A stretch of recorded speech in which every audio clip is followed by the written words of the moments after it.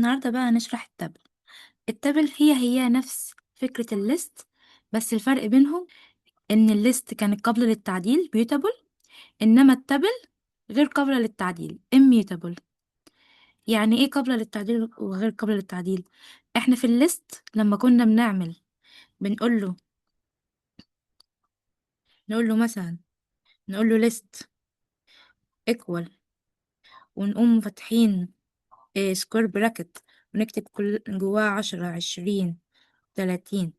وبعد كده لما بنيجي نعمل اكسس بالاندكس ونغير فيها، يعني مثلا نعمل ليست ونأكسس اندكس، يعني نفتح السكوير براكت ونكتب جواها رقم الاندكس اللي احنا عايزين نغيره، مثلا 10، يعني الاندكس بتاعها بزيرو.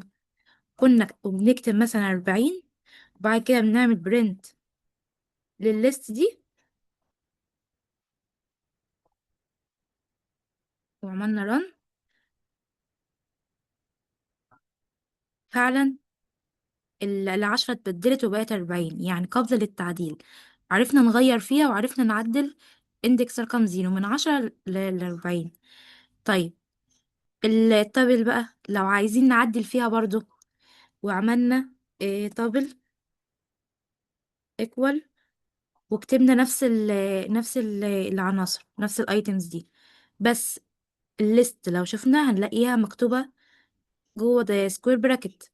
في التابل بنعملها جوه راوند براكت، اللي هي شيفت ورقم 9 وشيفت ورقم 0 عشان نقفل.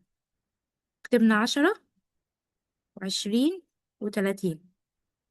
عايزين بقى نغير فيه، نكتب تابل ونفتح سكوير براكت عشان نكتب الاندكس، اندكس 0، ونقول له عايزينها تبقى 40، ونيجي نبرنت التابل دي. هنشوف هيقول ايه. شوف بقى قال ايه. قال لي type error table object doesn't support item assignment، يعني غير قابل للتعديل عشانه immutable. عشانه immutable دي معناها غير قابل للتعديل. فده الفرق بينها، ان التابل ما بقدرش اعدل فيها، وان هي بدل ما بكتب بسكوير براكت لا بعملها جوه راوند براكت. تمام. طب انا بقى لو عايزه اعدل في التابل اعمل ايه؟ بحول التابل دي الليست. طب عشان احولها الليست بحولها ازاي؟ لو انا عندي تابل اسمها colors، ده الفاريبل اسمه color، وعملنا راوند براكت وكتبت جواه ايه؟ colors red ويلو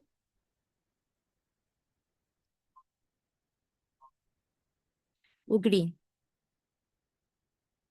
عايزة اغير كلمة ريد دي لبلو، فلو عملنا بالطريقة اللي احنا عارفينها colors، وعملنا سكوير براكت وقلت له ريد اللي هي في اندكس 0 equal، وعملتها بلو،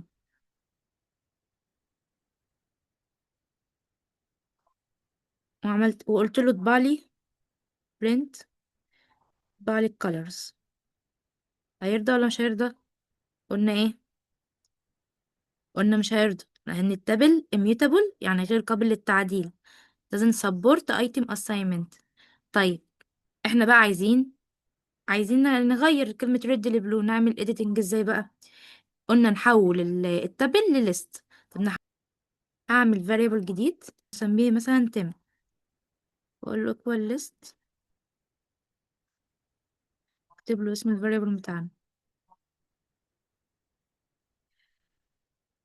كده انا حولت الكالرز دي لليست، اللي هي التابل لليست.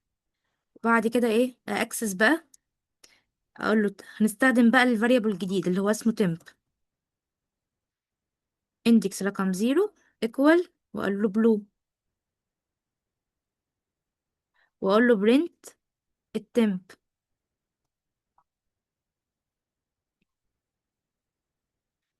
غير الريد بقت بلو. فاحنا هنا عملنا ايه؟ احنا هنا كان عندنا temp اسمها colors، عايزين نحولها لليست، يبقى convert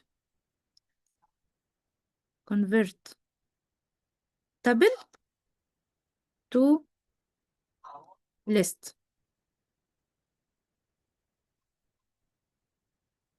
هنحولها الليست. نحولها ازاي؟ نقوم جايبين variable جديد نسميه مثلا اي اسم احنا عايزينه، سميته هنا temp. وعشان نحولها الليست، نحول الكالر التابل لليست، بنحط قبلها ليست ونفتح قوس ونكتب اسم التابل بتاعنا. كده اتحولت لليست خلاص. فبعد كده نأكسس عليها، نقول له نستخدم بقى التمب، الفاريبل الجديد temp، واكسسنا على الرقم 0 اللي احنا عايزين نغيره، وحطينا اللي احنا اللون اللي احنا عايزينه، وبعد كده طبعنا التمب. طيب لو انا عايزاها في تابل تاني، اعملها ازاي؟ اقول له colors، اسم بتاعنا بقى equal تابل temp، واقول له print colors.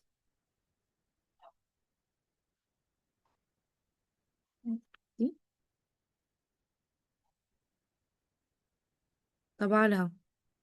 طيب لو انا خدت بالي بقى ما بين دي ودي، لما قلت له print temp كان طابع لي ايه؟ كان طابع لي بين سكوير براكت. طب لما قلت له print colors طبعها لي فين؟ ما بين راوند براكت. فده الفرق ما بين التابل والليست، ان التابل راوند براكت انما الليست سكوير براكت. انا بقى ينفع نعمل لوبينج في التابل لو احنا عايزين نطبع لون لون، يعني نعمل عليها لوبينج ونطبع لون لون.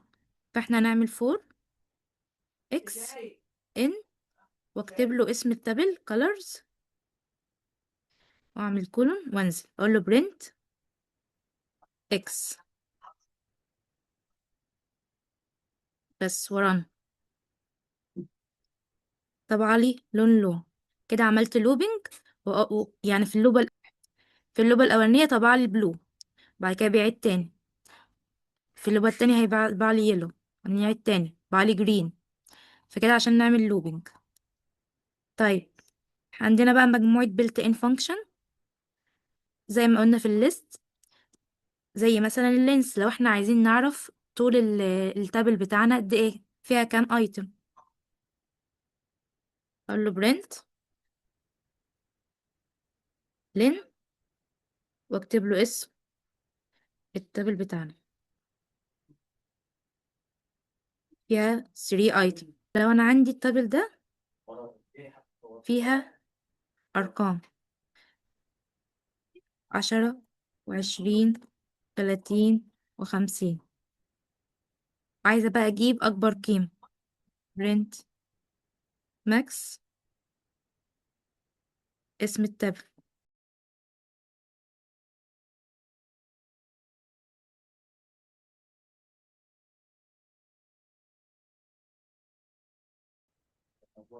جاب لي كام؟ جاب لي 50. طب لو عايزة اجيب اصغر قيمة بقى مينيمم 10.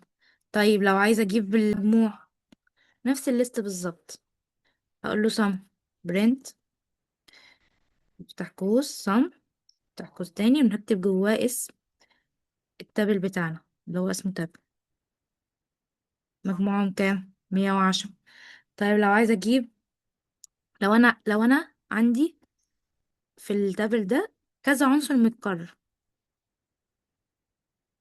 يبقى كده 10 متكررة مرتين و30 متكررة مرتين، وعايزة اشوف 10 دي متكررة كام مرة، فاكتب له ايه؟ اكتب له print تابل دوت كاونت، عدلي 10 متكررة كام مرة. هيقول لي كام؟ متكررة مرتين. طب لو خليتها متكررة 3 مرات واعمل رن تاني، قررت 3 مرات. طيب لو انا عايزة اجيب الاندكس، يعني يعني مثلا 30 دي ظهرت اول مرة امتى؟ في الاندكس رقم كام؟ في الاندكس رقم 2، 0 1 2. لو انا عايزة اجيب اول مرة ظهور للرقم ده، بستخدم حاجة اسمها اسم التابل دوت اندكس. يعني هقول له print بالي تابل دوت اندكس وايه والرقم اللي احنا عايزينه هو 30.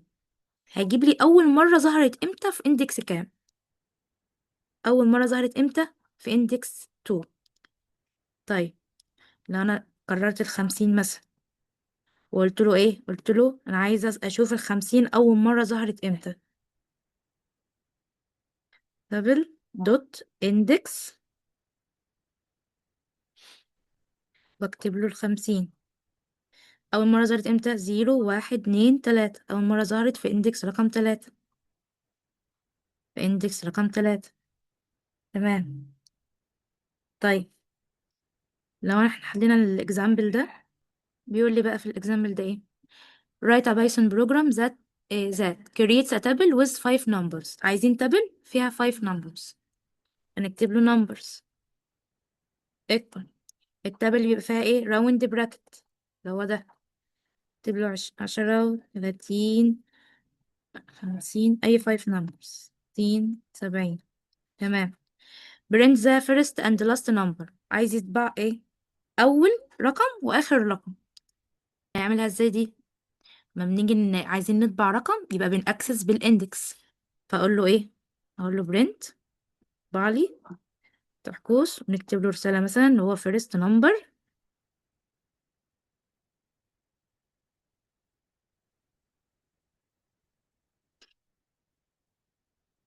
واعمل له ايه numbers. اسم التابل بتاعنا بالاندكس رقم 0. ده اول رقم. طب اخر رقم. احنا طبعا لو احنا عارفين ان هي 5 فهنعمل رقم 5. رقم 4 عشان نجيب اخر رقم. بس احنا عشان نجيب اخر رقم في الاندكس قلنا ان من الاخر نقولها سالب 1. فنقول له last number.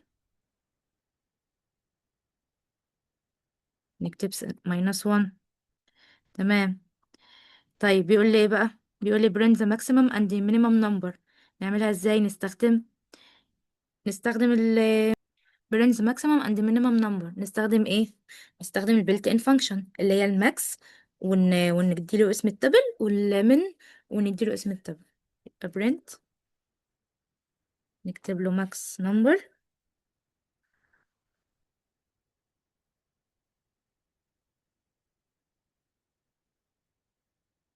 نعملها ازاي max تحت قوس ونكتب اسم التابل اللي هي اسمها numbers.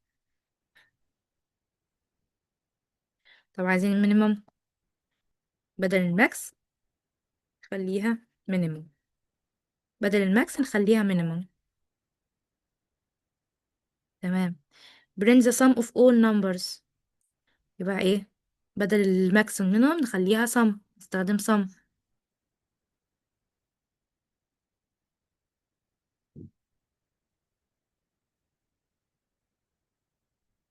طيب لو جينا بقى نرن. قال لي ايه. قال لي first number 10 واللاست نمبر 70. الماكس نمبر 70. طب المينيمم نمبر 10. سم نمبر مجموعهم 220. بس وكده يبقى اتعرفنا على التابل وشرحناه.